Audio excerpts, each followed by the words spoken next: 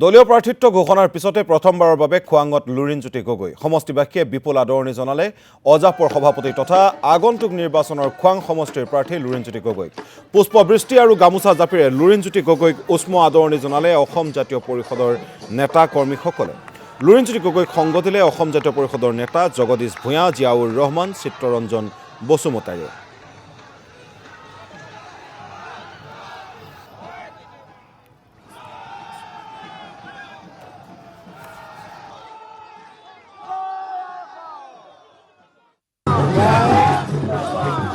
খোৱাংবাসী ৰাইজ সমগ্ৰ অসমবাসী ৰাইজৰ মই আশীৰ্বাদ বিচাৰিছোঁ আৰু অসমৰ জনগণক খোৱাংবাসী ৰাইজক মই কথা দিছোঁ।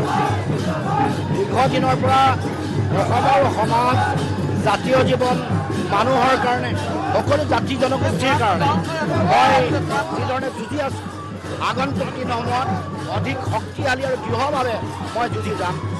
খোৱাংবাসী ৰাইজৰ যি আশা আকাংক্ষা আছে, যি সমস্যা আছে, যি সপোন আছে, এই সপোন বাস্তৱায়িত কৰিবৰ কাৰণে, ৰাইজৰ আশা আকাংক্ষাক প্ৰতিফলিত কৰিবৰ কাৰণে মই দৃঢ় প্ৰতিজ্ঞ।